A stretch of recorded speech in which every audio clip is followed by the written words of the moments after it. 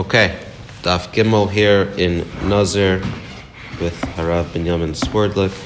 We left off yesterday a little bit down on Gimel Amid Aleph. Yeah, head start. And it said, Hareini Kazeh. Right? The Mishnah says, if someone says two words, Hareini Chazeh, he says, I am hereby like this, he is a Nazir. He doesn't actually say the word Nazir. So that's a yad example, right? Correct. Correct. Nihi nami dit safos bisare. The Gemara asks that this, right, we spoke yesterday about when someone grabs his hair, when he makes this declaration, he uses this yad. Even if we grant that he is grasping his hair when he says Hareini Chazeh, right? We said a yad is like a handle, which is a shortened, the same way you hold a coffee cup, that you're not holding the cup, but you're still holding the cup, right? You're not touching the cup. So the yad is a handle term that you're not saying I'm a Nazir or I'm going to be a Nazir. You're saying something shortened. You're still grasping the term without holding the actual word in your mouth. Okay, so even if we grant that he's grasping his hair when he says this, Hareini Chazeh loy amar, by saying Hareini Chazeh, he hasn't said anything about Naziris. You're saying before he actually said the word hair. Or no, he said aha. And the Nazir was walking in front of you. Or aha no. So I don't think the Gemara established yet that the person's walking in front of him. So right now it says, okay, you're saying Hareini Kazeh. No, it's the same thing. Yeah, could be. No, it's about. I'm gonna just see it right now. Here we go. Right. So he's saying Hareini Kazeh. He's grasping his hair, but what shaykhis does that have to do with Naziris? Amar Shmuel. The third time we see Shmuel in this in the early stages of this beautiful Gemara. The ruling of the Mishnah applies in a case where a Nazir was actually passing in front of him. So therefore, he is saying the word Hareini Kazeh. He's grabbing his hair. Oh, and by the way, a Nazir is actually walking in front of him. So you put that all together. And you get the context there. And we understand what his intentions are. And there's a Taisvis on Amid Beis Amid Beis, that says even if he didn't grasp his hair at all, it would still be enough, the fact that he said Hareini Kazeh and a Nazir was walking in front of him. You don't need all three of those things. Azay Zakt Taisvis. Yeah, that makes sense. Basically, anything that's going to show what the context is. You don't need the Nazir walking and holding the hair. But it sounds like just holding the hair isn't enough. Correct. The most important one is the Nazir walking past. Correct. The Rosh says that if someone says Hareini Kazeh as a Nazir passes by, you would think, hey, it's obvious. Hareini Kazeh, there's a Nazir walking by, what more do you need? But the Mishnah still teaches it clearly, because when someone is walking by, the Nazir is walking by and he says Hareini Kazeh, it could be that he's referencing the wealth, the looks, the lineage of the Nazir, maybe not the actual Naziris of the Nazir that's walking by. So the here is an extra kick. Or the Mishnah, the Mishnah is teaching a novelty in that is enough, regardless of whether the person's holding their hair or not. Hareini misalsel. If someone says, I am hereby to be misalsel, he is a Nazir. At this point, I have no clue what the word misalsel is. When you misalsel something. Misalsel, right. And it has the sal. It's a double lashon. We still have no clue what. Sal's a basket. Okay. In Israel. But. Yeah, it could be. It could be a sal. Let's see. Mimai dahavin silsul saira. How is it known that this word silsul refers to the curling hair? So I guess the learned assumption is that people know that silsul is referring to curling hair, and hence to Naziris.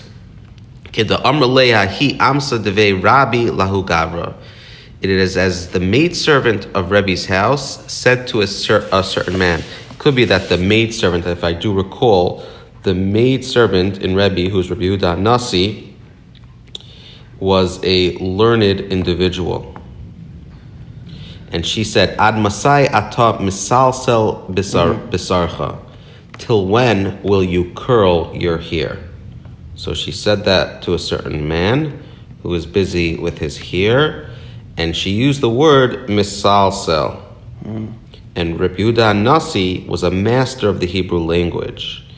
So much so that the Hebrew speech that he spoke, even his servants and attendants, maybe she wasn't super learned, but his servants and attendants and maidservants had a massive grasp of the Hebrew language. Yeah, it's brushed off on them. Brushed off. So therefore, brushed off. That's great. I'm really not such a punny guy. He's not a punny guy intentionally. No. So we see here that there is a connection between salsel and the word, if someone says that, and here. You know, so speaking about like the Amasa, right? I always thought about this. Wouldn't it be cool to just be like the janitor in the White House? What do I mean? Yeah. It's like, yes, you wouldn't want to be a janitor anywhere else. But is that maybe like a pretty hush of a thing? Like this Amsa and the Bey Rebbe. She's still some kind of maidservant. It's not a great position, but it's in Bey Rebbe. I don't know. I've thought like... I think there's a certain prestige. I would put that on my resume. Janitor You in the White would. House. You would. I now that you mention it, if I was to meet someone and he says, hey, I'm a janitor, I'd be like, okay. I'm a janitor at the White House. Exactly. The White House, there's this famous video of Obama walking by and slapping five to one of the janitors, the handyman at the White House. And it looks cool. Cool, you know? I don't think any janitor could be the janitor at the White House. You need to have, you know... years of experience janitoring? Probably not going to take a first-timer, but more so you have to be good at what you do, you know? So, this maidservant clearly also had... If anyone knows someone who is a janitor at the White House, I'd love to meet them. Thank you. This maidservant must have also been there for years, given that she mastered the language over time. Emet Torah, the Gemara has a question about this definition of salsel. Why not say that instead that the Torah refers to Dichsiv salsaleha usrei memecha? It's written in Mishlei, explore the Torah and it will uplift you. So this term of salsel over here refers to exploration. When someone says Hareini misalsel, he's merely saying, I want to be Christopher Columbus. I want to explore the world. What shaykhis or what connection do you have, or what lead do you have that it's referring to the curling aspect of I think the word? I know the answer coming. Do you feel that I didn't turn the page? Do you feel that I should predict the fact that a Nazir was walking by when he said Hareini misalsel? So close. Okay, Try he's one holding more. his hair. There you go. Okay, Amar Shmuel, the fourth time I believe Shmuel's name here in Nazir so far. Taking an early lead here. Hachi, and I think we did have Rava yesterday once. Yeah. Right? Or Kadi. And Kadi, but either or, one and one. Hacha nami shetafas bisarai. Here, also, the case that he's grasping is here, as he says, Hareini misalsel. So therefore, because if someone did say Hareini misalsel without holding his hair or a Nazir walking by, maybe it means exploring the Torah. let me ask you a question. Based on what we've learned so far, do you feel that if someone said one of these kinuyim terms, these nicknames, Hareini, or whatever Hareini misalsel falls under, is it a nickname? Yeah, maybe. Hareini misalsel? Yeah. That's a kinuyim? Yeah. So if someone says that, do you feel that someone walking by him is stronger than if he was holding his hair? If you had just one of them and you wanted to make him a Nazir, what would be more powerful? I think didn't we just say before? Well, or maybe that was the Machlokas Rishona that you were bringing before, but I would think the Nazir walking past is the more stronger one. No, but the Rush said that you might be talking about his wealth. You just want to say, you're saying I want to be as wealthy as him. I think the difference here is when you're saying the term Hareini misalsel, that could either mean one of two things. It's either talking about I want to have the hair, or I want to have like the explore the Torah. So there, you need to be holding the hair to show that the misalsel there is talking about the hair. Right, because you could say hareni misalsel. But when we were talking about aha before, that one, it sounded like having the Nazir walk in front of you is more important. So that the I will be, without saying anything more, you feel the Nazir walking by is stronger than him holding his hair. Let me ask you a question. What confusion can come up? Did we talk about this? When someone's holding his hair. If someone says I will be, and he's holding his hair, did we talk about a possibility of him not referring to Naziris as a result? Because I know we've had confusion or ambiguity as it relates to someone walking by him and not holding his hair. We say, oh, maybe he meant something else. Maybe he meant that I'll pay for his karbanis. Maybe it means I want to be as wealthy as him. Right, we didn't, because we only said when no, right? We only said I want it to be beautiful. That's when holding the hair shows, but I think was only referring when the man was walking past. Did we ever say that a hey is just like I think so? Basically, to answer your question, I think if you just say a hey and there's someone walking past, that wouldn't be enough. Sorry, repeat that. I think if you just say a hey and you're holding your hair, it would not be enough. Okay. Yeah. Hareni michalkel. If someone says, I am hereby to be michalkel, another word that I am not familiar with.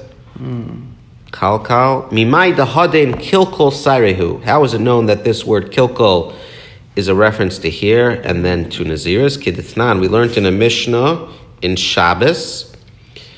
Sid Rab Yehuda Omer Kidei Losad Kilkol. The minimum quantity of quicklime. Carrying it on Shabbos? I'm unsure.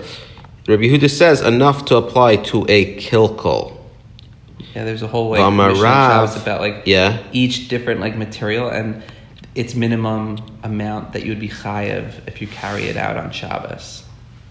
Wow. So different things have different minimums based on the amount that is needed to use that for something. So if I put a drop on my finger that's under that minimum, I wouldn't be chayev? Right. Mm-hmm. So what's this minimum that Binyomin references in terms of walking into a Rosh Hashanah as it relates to quicklime? And Rabbi Yehuda says enough to apply to a kilkol. The Omar Rav, and Rav said to explain that Bas Tzida, the hair of the temple. Mm-hmm. So quicklime was used according to the Rush as a way to remove hair from the temples. And since the root kalkal refers to hair, this declaration in the Mishnah where someone says Hareni Michalkel is understood as a declaration of Naziris. Okay. So right off the bat, you don't need to be holding your hair, right? Because so far right now we don't have an alternate translation. Zok the Gemara weiter. Ema mezan anye. Why not say instead that it means sustaining the poor? After all, the word kalkal is found in Kidechsiv veichalkal Yosef es aviv es achiv. And Yosef sustained his father and his brothers. Right, like in Al Micha, that word. Kalkala. Oh, sustenance. Yes. Thus person. So he's saying that I'm just going to, when I say Hareni Michalkel, I'm sustaining the poor. And it doesn't mean that I am adopting Naziris. It's funny that we're mentioning Yosef here because every time we spoke about hair and being busy with it and curling it, Yosef was the one who came to mind. I curled his hair. He was it curling? But at 17, doesn't Torah say or Rashi that he was busy with the handsomeness and and they mentioned his I feel like I remember him just brushing his hair. Brushing, yeah, he was busy. He was torrid with it. Interesting. Good call there, Yosef. So someone could say, no, even when I say Veichalkal, I was referring to Yosef because he was also busy with his hair, and that's Nazir's. But that's a little bit of a push. If that's what the guy says afterwards, that's what I meant. Oh, that's a good question because we did reference yesterday that intent and Levi do not have to, what you say and what you think don't have to be super clear in the beginning. But so long as he clarifies it later. That's a good question for Shmuel. because he's been holding in the sugya so far. I did want to say something else, where when a Nazir is walking by, and someone says, "I want to be like him," or "I want to be," and he's walking by, like the Rush said, "Oh, maybe he's not referring to his Nazirs. Maybe he's referring to his good looks, his wealth, his he wants the same Yerusha as him." So then it dawned on me, Shimshon was a Nazir, right? Yes. And he was also Shimshon Hagibar. Ooh, very strong guy. What was there a connection between his strength and the fact that he was a Nazir, or? Well, wasn't that the end of the story? Oh, so I'm not familiar with the story. Maybe you want to go for a little bit and talk about that. I'm definitely no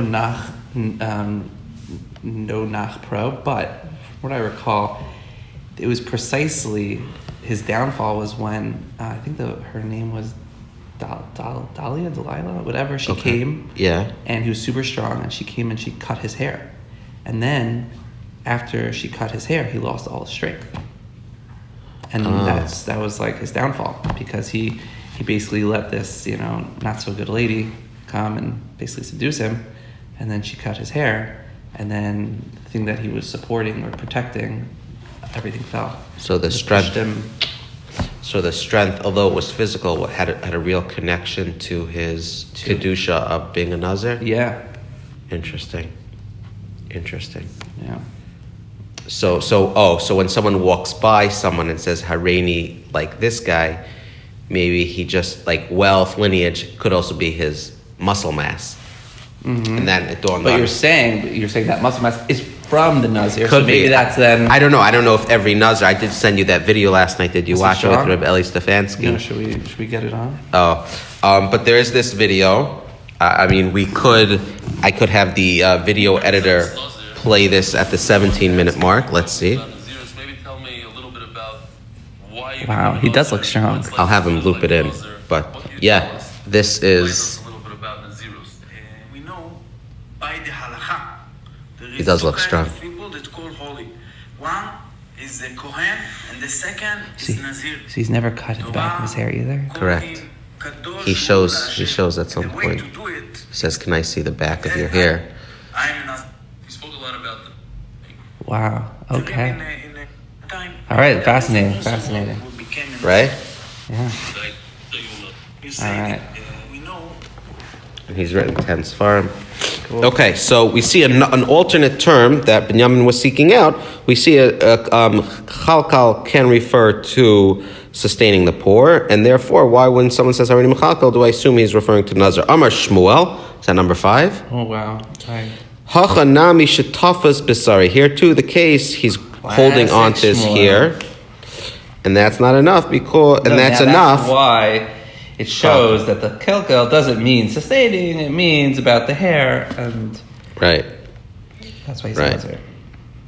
Harei alai l'shalech pera harei ze Nazir. We said in the Mishnah another case, if someone says, it is hereby incumbent upon me to grow pera, tresses. We'll see what that is, Tresses. That's not a word I'm familiar with. I'm sure if we Googled it. Do you know what tresses is off the bat? Not in my daily vernacular.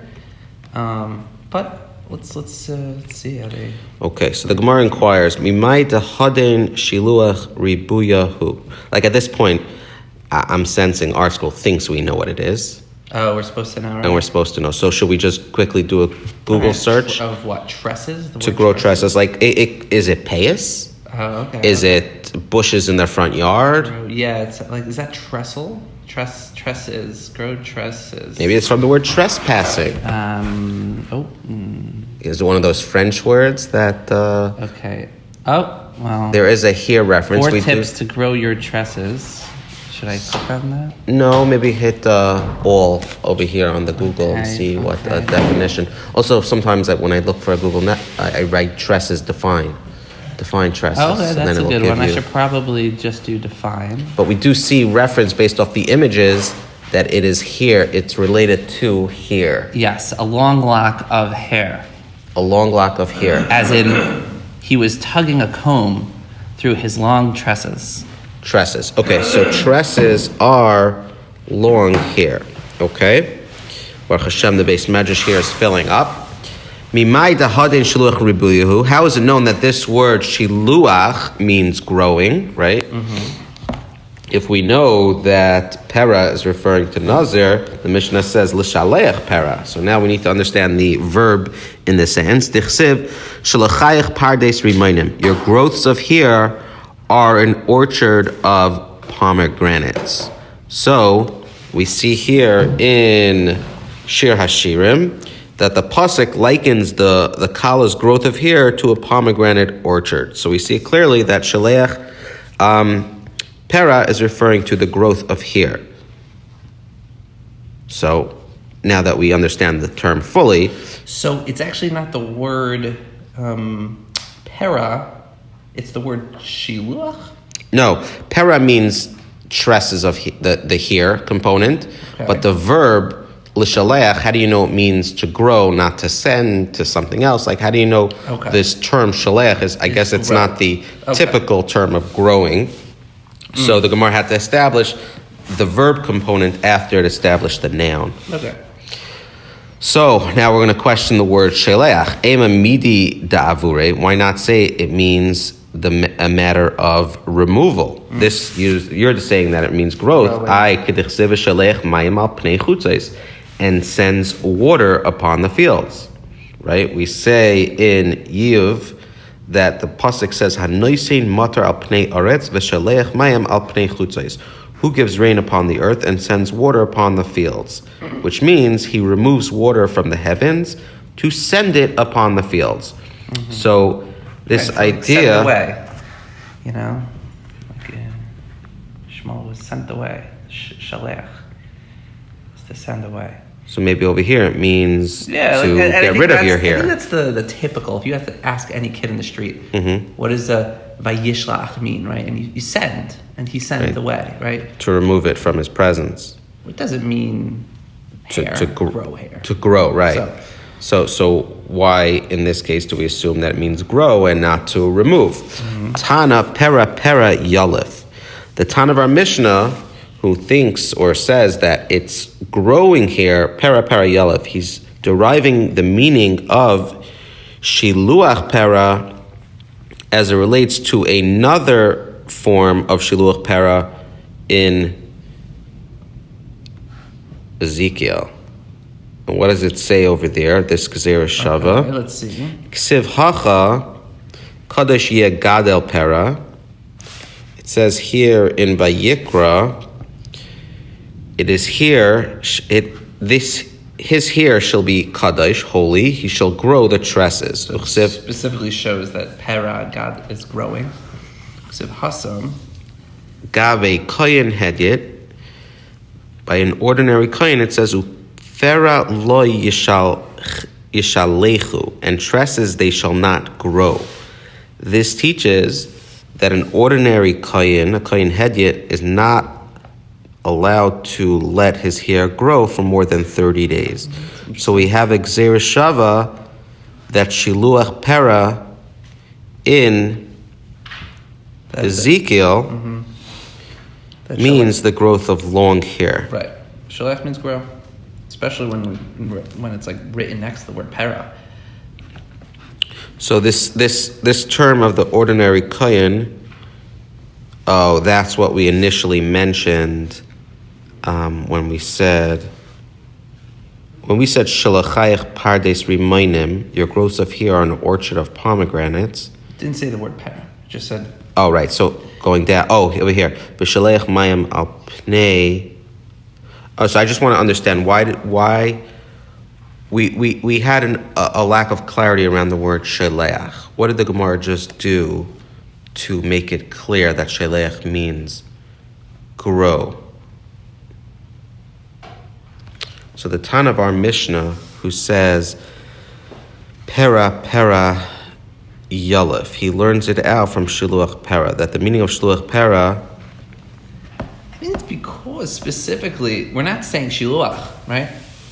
We're saying shiluach para, and we see in these instances by the Kohen, it says kadishia gadol para, grow the para. Then it says upera lo yishalechu. So you see when it says para shaleach, that must mean not growing the hair, which means that when you have a term, here, he's not saying Harei alai l'shaleach. He's saying Harei alai l'shaleach para.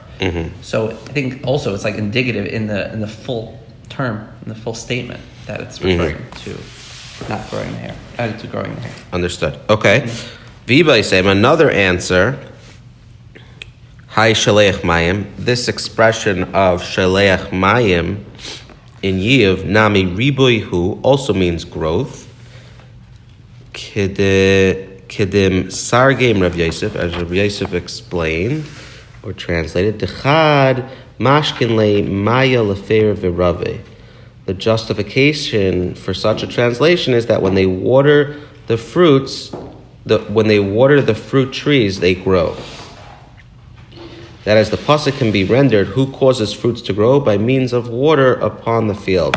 Meaning you thought you had an alternate translation of the word shaleach, in that it's sending water.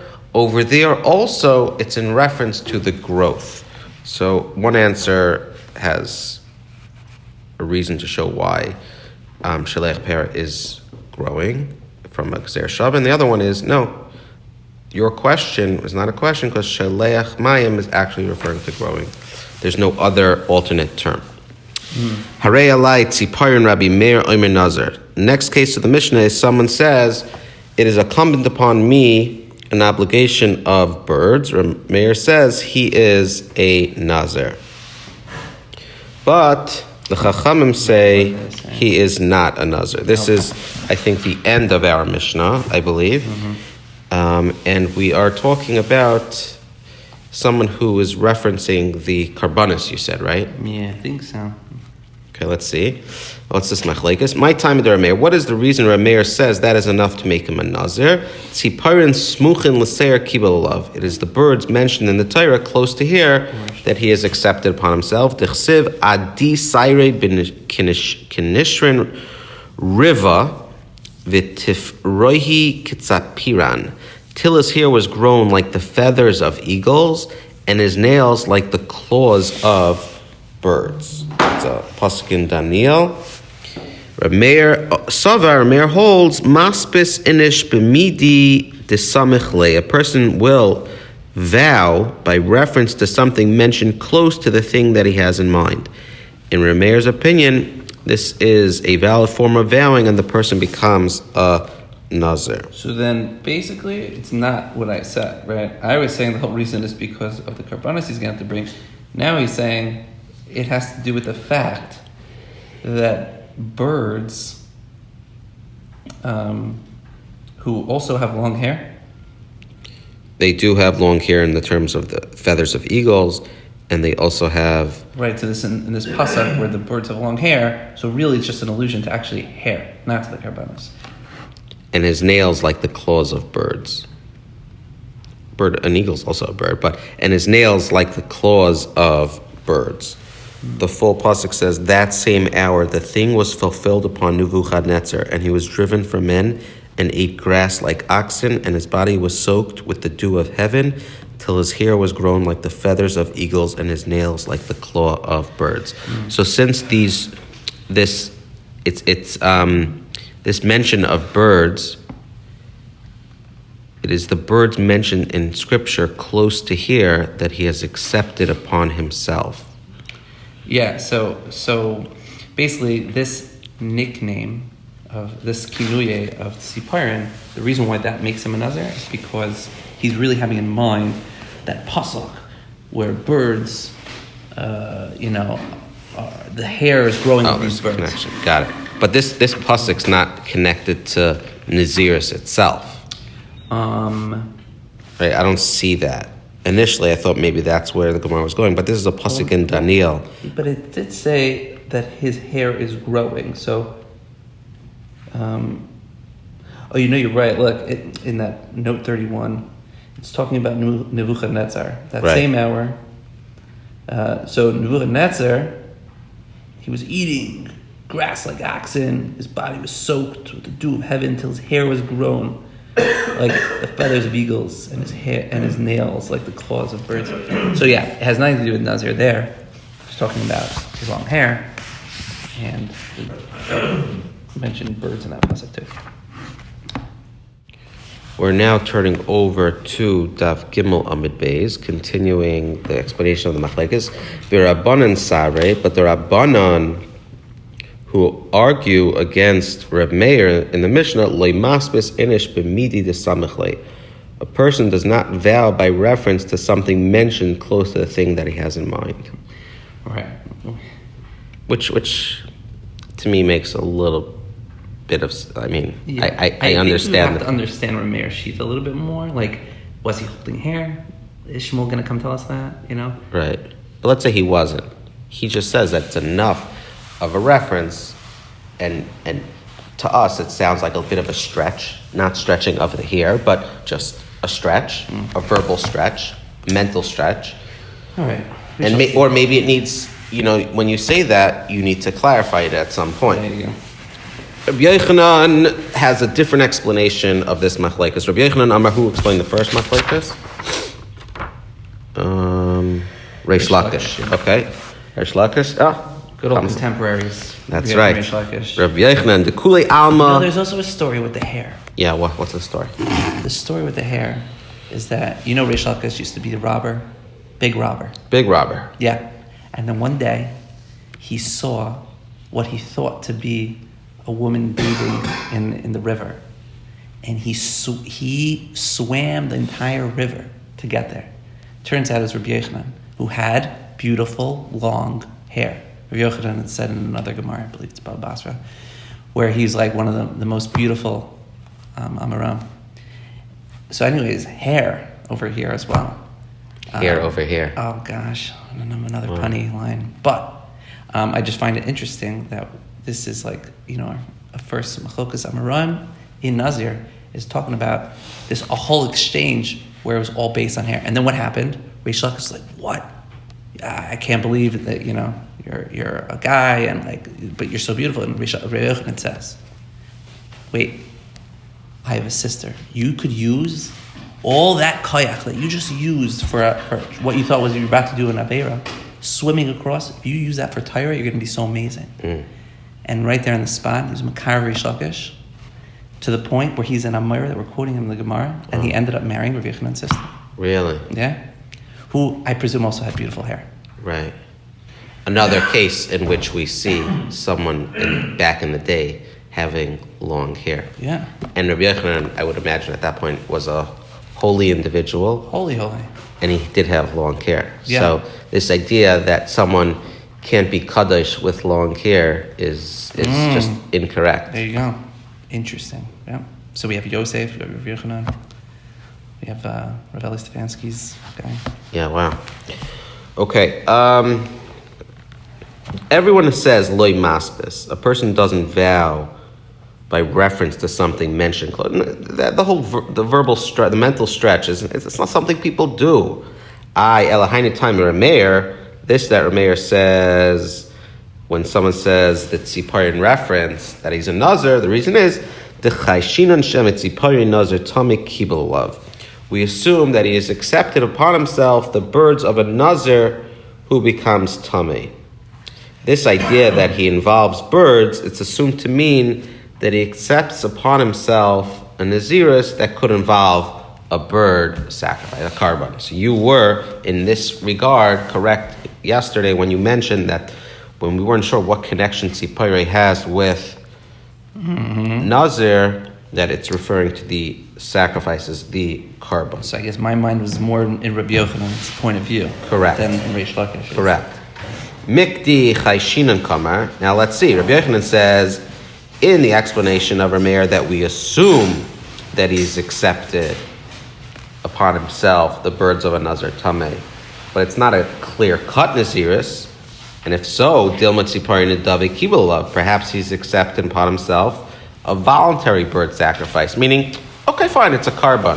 Mehechatesi, that it's referring to a obligatory bird sacrifice. Maybe it's referring to a voluntary bird sacrifice and nothing to do with Naziris.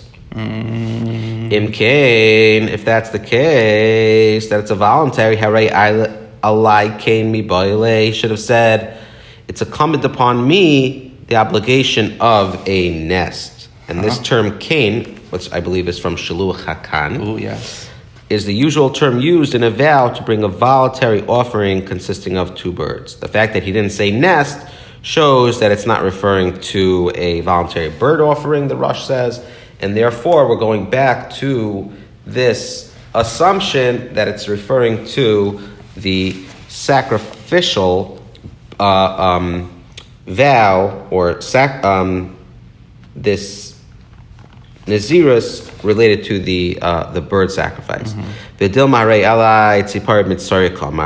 the Gemara is going to say, maybe this fine fellow is saying that it's incumbent upon me to supply the birds of a Mitzaira, right? A Mitzaira is someone who's afflicted with tsaras. He has some sort of skin condition that makes him tameh. And when he's cured, the Torah says what? He has to go through this procedure of taharis, this purification, and it involves birds. And one of them is slaughtered, and the other is used to sprinkle the slaughtered bird's blood on the person. And the bird used for sprinkling is then sent away. So therefore, maybe he's referring to that. Nothing to do with Nazirus. So why is Reb Meir, according to Rabbi Yochanan, say that it's referring to Nazirus? Gemara answers, the Mishnah is speaking of a case in which a Nazir was passing in front of him, the good old fallback option, and therefore, when he says, Hare Ani, regarding a bird, you see that there's a Nazir in front of him. So why would we think that it's referring to Mitzaira, right? If a Mitzaira was walking in front of him, you would assume it's a Mitzaira. Perhaps the Nazir who passed by was Tameh, and he's just trying to say, I'll shteltzu to the money that's needed I'll supply the birds for this Nazir. Not that I'm going to actually become a Nazir, grow my hair, refrain from wine, not touch a dead person. Right. And become Kaddish in that regard. The cases which a Nazir Tahir was walking in front of him, and you don't bring, if you're a Nazir Tahir, and you don't become Tameh, you're not obligated to bring those these offerings. I keep calling a sacrifice, but I guess offering is another term. So this Nazir Tahir was walking in front of him when he said this bird reference, and that means it's not, you can't say that it's referring to the sacrificial component of it, and more to or the voluntary sacrifice, or that I'm going to rather exempt him from his sacrificial obligations, because this person does not have that obligation. Okay, so he doesn't have the obligation, but then if he's tahar, it's still going to be in reference to Nazir, like even though he's saying tzipar. So yeah, what's the connection? Mean? Yeah, what I was wondering that. What is the connection? I guess because he isn't Nazir, and I guess if then you became a Nazir, you would have to bring the carbon if you became Tameh? So it says he's not obligated. Let's see what the note 14 says here on 3b1. Since the declaration, it is hereby incumbent upon me the obligation of birds cannot be a commitment to do something for the Nazir passing by. It must be a commitment to become a Nazir, a legal state that could involve. Yes, you're correct. The fact that it could lead to this idea is what he has in mind, and don't say that he's offering to relieve the other fellow of his sacrificial obligation, because this fellow became a Nazir 20 minutes ago, right? He's a Nazir Tahir. Yeah, and you mentioned the offering versus sacrifice was actually Rabbi Yossi Schwartz. I forget what we were learning, but he mentioned the word carbon, right? It comes from the shorish of karev, to become close. Okay. And I think that's where probably our schools translate as offering, because it's offering something of yourself so that you can become close to Hashem. We're not in this to like sacrifice. We're not like, sacrifice comes from like I'm giving up. We're not like giving up. We want to come close to Hashem. I feel like it's something I definitely struggle with. Would love to hear more about like, karbanos and how that fits into giving an animal to Hashem. But the point is to get closer to Hashem. I hope the listeners hit the comment section people could be listening to this in 20, 30, 40 years from now. Right. Yeah, the next cycle. So maybe like 7 years, 14 years. Yeah, that would be amazing. Yeah. My Beinahu, what is the practical difference between Reish Lakish's explanation of Rameir and Rabbi Yochanan? And just to revisit that, according to Reish Lakish, the difference between Rameir and Reish Lakish, according to a difference between, let me just get this straight. Reish Lakish had an explanation of what Rameir meant, and Rabbi Yochanan had an explanation. Right. According to Reish Lakish, he said that Rameir meant that a person will vow by reference to something mentioned close to the thing in his mind. Right. That's a valid form of vowing, and that's enough for the person to become a Nazir. According to Rabbi Yochanan, he says, according to... It's like too far-fetched. Rameir, that he is accepting upon himself the birds of a Nazir who becomes Tameh, and there's a sacrificial component, and it's a little bit more... tangible. You don't have to come on to, when he said, It's like broken telephone. Right. You don't have to come on to broken telephone. Right. So what's the difference between them? There's a difference between them going to Amar Tziparin Hasmuchin L'Seir Life, that a person says explicitly in his declaration that an obligation of birds that are mentioned in conjunction with here is upon me. Right. He's explaining himself. Right. So according to Rabbi Yochanan, if someone says that long drawn out an obligation of birds that are mentioned in conjunction with here upon, which with here is upon me, afal gav de amar hachi, even though he says this formula, inazir over lefanav, if a nazir passing in front of him when he makes this declaration, and yes, he'll become a nazir, Eli, but if there's no nazir passing by, he's not becoming a nazir. Why? Because according to Rabbi Yochanan, a reference to something mentioned in Scripture close to the thing he has in mind is not a valid formula. We don't subscribe to the broken telephone. That is not even enough. If he's explaining himself somewhat. Even if he's explaining himself somewhat, you still need to have that person Nazir walking in front of him. And according to Reish Lakish, who says, I do subscribe to broken telephone, afagav de'ena nazar over the front of, even if another's not passing in front of him, he just gave a not so broken case of telephone. So he even explained it more so. I'm okay with that. So that the my benaihu goes into a case where the person is more descriptive. It's still not enough for Rabbi Yochanan, and it's plenty enough for Reish Lakish. There you go. So now the Gemara has a challenge, right? We said that a neder, a vow, which refers to something mentioned in Scripture close to the thing one has in mind, is not valid, right? According to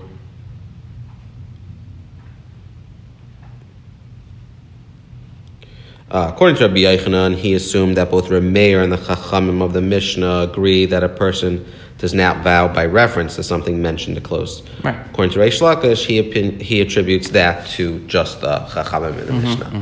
All that said, Mikil Mandamer, is there anyone who says Loi Masbis Inish B'Mils Samachle, that a person cannot validly refer in a vow to something close to his mind? That Tanya, but has been taught in a brisa. Ha'omer Yamin Harei Zoi Shvua. If someone says right hand, this is an oath. Okay, he says right hand that I shall not eat this, and he then eats it. He's violated an oath and is liable to lashes. So that sounds again like a nickname, like a kinui, no? This right hand? Yeah, like when do you say it's a nickname, like nazik, nizich? And when do you say that it's like in reference to something? Like a yad? The right hand is in reference to raising your right hand when you make a shvuah. You know what I mean? Right. For a declaration to have the status of a binding oath, it must include a keyword such as shvuah, oath, which renders the declaration of a binding oath. For example, if someone says a shvuah that I shall not eat this loaf of bread, he is bound by oath not to a shvuah oath that I shall not eat this loaf of bread. He's bound by oath not to do so. If he were to say only I shall not eat this bread, he would not be so bound. The Brisa considers the oath to be affected merely by mention of the expression right hand. Uh-huh. Is that what someone uses to like make a shvua, like he raises his right hand? I don't know. I guess that's what they do in like court. But I think they used to put their hand on a chumash. Oh, so is that why this has merit, this right hand component? Yeah. Okay. So my time, so now we're saying, is there anyone who says that a person cannot validly refer to a vow to something close to that he has in mind? Oh. Right? According to the way we explained the machlekes before, we did have that assumption, whether both Tanaim in the Mishnah or just one of them. But we do have this idea that, according to some, I can't make a vow for something that's close to something. You're going to tell me that? We have a brisa. If someone says right hand, this is an oath, what's the reason he said right hand? Lav mishum dechsev vayarm yamina yismile al shmayim ve'yishava b'chei ha'olam. He lifted up his right hand and his left hand to heaven and swore by the one who lives forever. So you're going to tell me that we don't do close expressions? Right here, someone said right hand, and the close expression worked. Amre like, they say no. The reason that the expression right hand is construed as an oath is not because the right hand is mentioned in pasuk close to the swearing of an oath. The reason right hand works is mishum diyamin gufe ikre shvua. Rather, it's because right hand itself is called a key word in an oath. The Tanya. Right, we just thought, originally the Gemara thought that swearing is the key word and right hand is just a way of referring to swearing. The Gemara says, no, the right hand is not a yad. Haha. Oh, man. Is not a yad, and it's a key word in its own right. Why? Where do we know that from? The Tanya, from this Brisa, minayin la'omer yamin sheishvua. From where do we know that if someone says right hand, it is an oath? Shenemar nishba Hashem biminai. Hashem has sworn by his right hand. Uminayin la'omer small sheishvua. And from where do we know that if someone says left hand, it is an oath?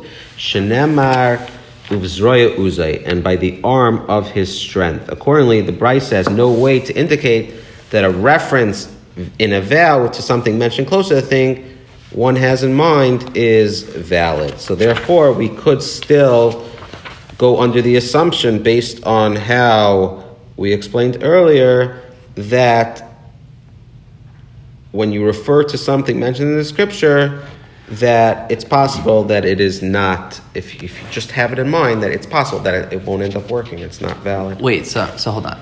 Are we saying now that it's not true? There's never a case where something in reference to something will count as... We didn't go that far. We'd have to look to see if there's a raya to the other way, but this just goes to prove that something in the pasuk is not valid. Meaning, we wanted to bring a case here of swearing an oath and the fact that it works, or the fact that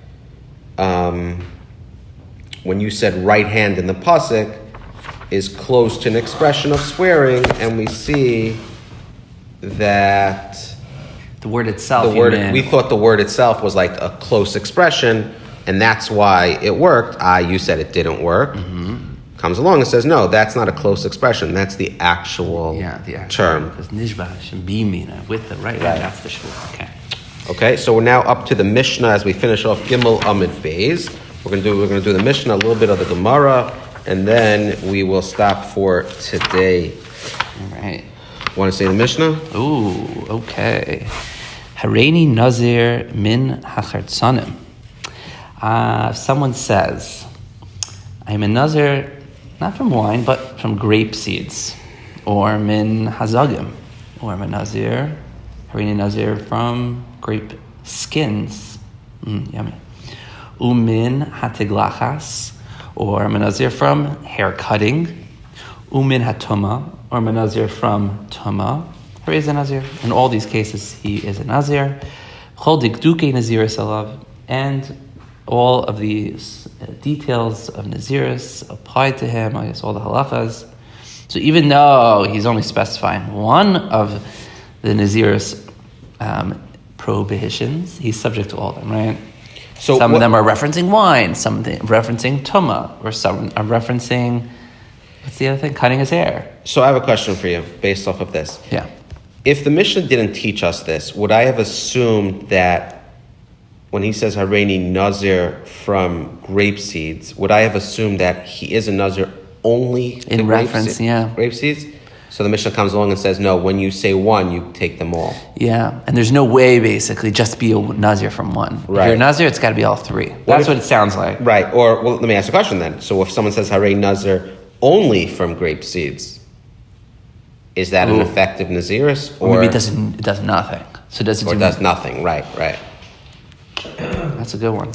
Maybe the Gemara will reference that. I hope it does, but if it doesn't, please hit us up in the comments. Although he specifies only one of the Naziris, he's subject to all of them. Yeah, so, if he but, from what I heard yesterday, this idea that there are different types of Naziris and what one could do, what can't do, I'm curious how limiting it could be. Or if someone says, like, I want to be a Nazir as it relates to items 1 and 2, but I want to be able to touch dead people, right? Am I allowed to, like, that's my parnasa. I work in a funeral home. There you go. Yeah. Or maybe my parnasa, I'm a bartender, so I need to always taste the wine before I pour it. Right. But I want to grow my hair. Right. And I think that goes back to the introduction, which I didn't really read, and I do like, especially as I learn a Masechta, and I don't think we should go through it here, but this idea of what a Nazir is, why does it exist, what does the Torah say about it? Maybe some of it is addressed here in terms of the different types of Nazir. It talks here about a Nazir Shimshon. Oh, Nazir Shimshon. So is that like only the cutting hair thing? A Nazir Shimshon, I think this is in the rebellious stance, he's a lifelong Nazir.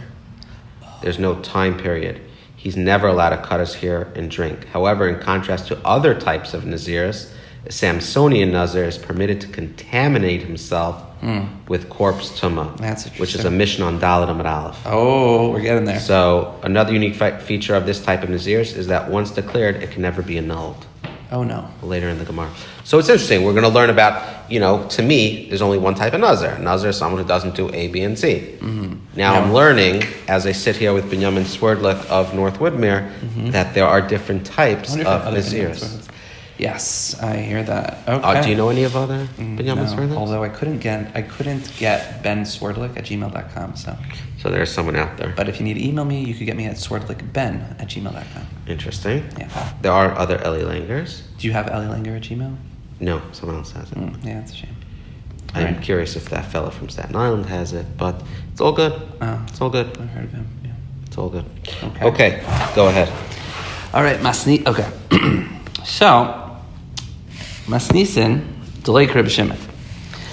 Our mission is not like Reb Shimon. Why? The Tanya, Reb Shimon Aimer, Einoi Chayiv. A person is not Chayiv in Naziris, ad she'either mikulam. He holds that you can't be Chayiv in Naziris unless you actually say in your declaration that you're going to abstain from all three of these things. So if I say Hareini Nazir, it's not enough according to Reb Shimon? No, Hareini Nazir, it sounds probably like fine. But if you say Hareini Nazir min hachartzanim, you specify one, he would say that doesn't work.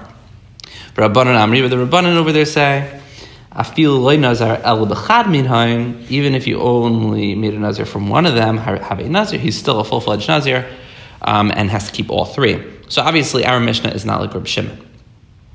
Isn't it interesting that it says, Reb Shimon says, Einei Chayav, that you're not obligated in Naziris?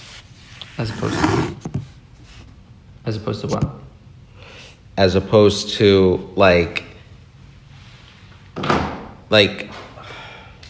he's not. This he's idea taking of additional obligations upon himself, right? We were given 613 mitzvahs. This guy decided, I'm adding 3 more. Right? So now you're chayiv. Is that what it is, by the way? In these is 3 that, additional. It becomes 616? He has to change his license plate? He's going to have to change the combination on his shul. Right, his shul? Is that what it is? So, that's why, that's part of, that foundational share that I need to listen to about Naziris. Mm-hmm. You know what I imagine, by the way? I think a good one I'm going to listen to is Reb Shirley Bornstein. He does a very nice job with other Masechtas. explaining what a Nazir is, that like foundational, or isn't being a Nazir one of the 613 mitzvahs? Oh, actually, I don't even know. Is becoming a Nazir, or maybe like bringing the carbon of the Nazir is one of the 613? And is it an asay or a lois asay? Because once he becomes a Nazir, is the obligation not to do more? Like I don't know. Okay. So yeah, it was interesting. Like in a chayv, he's not obligated in Naziris, but let's say he wants to.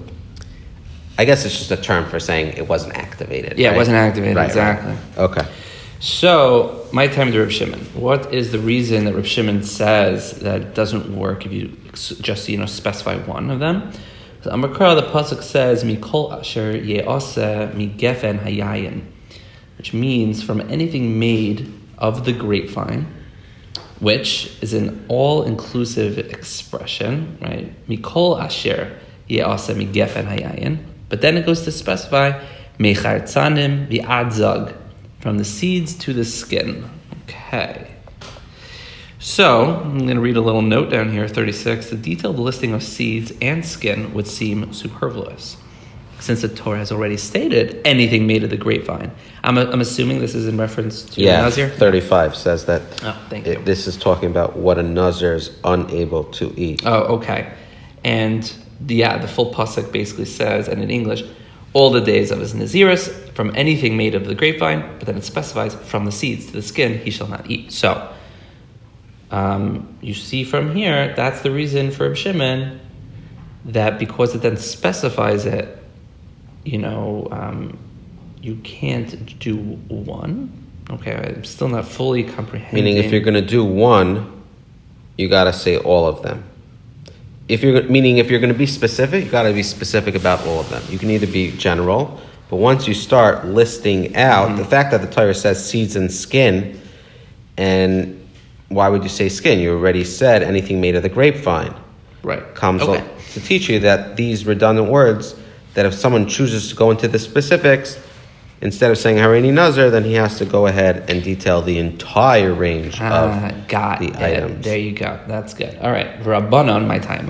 So, there's a pasuk that shows that if you specify, it would seem to say that it wouldn't obligate you. So what's their reason? Amar Krak, because the pasuk says miyayin v'shecher yazir, and so this shows that a Naziris vow, which mentions only wine, is also effective in making the vow or Nazir. Meaning, you could just specify yayin, or just specify, I guess, the same way haircutting, or just specify tuma. You see that, choosing one thing will obligate you in the full Naziris. So I guess it really depends on which pasuk you're looking at, right? How do they square the two? So I think we're going to now put this question now on Reb Shimon. Right? That's what the bar is about to do. Reb Shimon Nami, Haksiv, Miyayin V'Shecher Yazir. So how does Reb Shimon answer that pasuk, which would seem to say that if you just specify one, it would still obligate you in the full Naziris? Hahumi Boile, because Reb Shimon will say, I need that pasuk to teach Le'eser Yayin Mitzvah Ki Yayin Harashos. To forbid mitzvah wine, just like optional wine. Optional wine, says note 39, is wine whose consumption is neither commanded nor forbidden to a person who is not a Nazir. Mitzvah wine is wine whose consumption is a religious duty to a person who is not a Nazir. I guess Kiddush. Kiddush.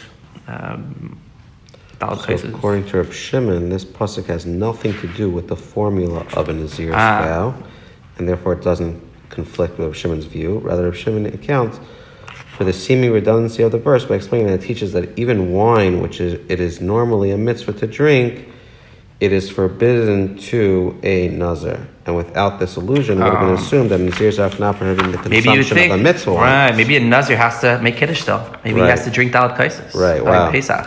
Right. So this pasuk, he needs this pasuk to teach you, still a Nazir can't drink wine even when there's a mitzvah. Wow. There's a couple more lines here. So Mahi, what is this mitzvah of wine? Look at you, Eli, Kiddushta v'Avdalta. It's asking a question. Can it be the wine of Kiddush and Havdalah that he's referencing? Hare Mujba v'oimed lov meher Sinai. He's chayev. That's one of the 613. He's got to make kiddush on Friday night. He's got to make Havdalah Motzi Shabbos. How can he, absolve himself from that? Ella ki hada amarava. This mitzvah wine that we're talking about is a shvua shashta. If someone swore, I'm going to drink wine, v'chazar v'amar harini nazir, so asya naziris chayla al shua. The naziris overrides, superimposes on the original shvua that he did, and now he can't drink wine. So that's what a shvua, yain, the mitzvah is referring to. It's referring to if a person made one shvua to drink wine, and he said one drink, and then a shvua that he's going to be a nazir. The pasuk of that yain, miyayin b'shecher yazir, that's what it's referring to. That's what Rameir is going to have to learn that pasuk. He needs that pasuk to show that that the naziris overrides that shua. So it's not referring to mitzvah wine and non-mitzvah wine according to Rava. He's using that pasuk for what? That if someone swore an oath that I shall drink wine, and then he said, I am hereby a Nazir, Nazir superimposes that oath. And how do we learn that out from that pasuk? That the mitzvah wine... So meaning mitzvah wine, we just thought it meant Kiddush and Havdalah. And right. Now we're saying it doesn't mean Kiddush and Havdalah because obviously he has to keep Kiddush and Havdalah. Right. So it's referring to a mitzvah where a person makes a shvua that he's not going to drink wine.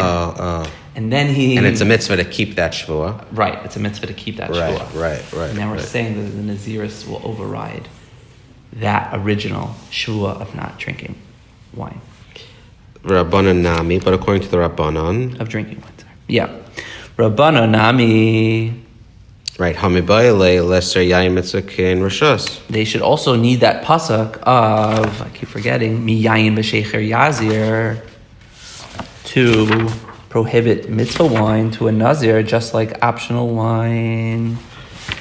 According to the Rabbanan, there's just a lot of names and a lot of backtracking here, right? But according to the Rabbanan too, that pasuk is needed.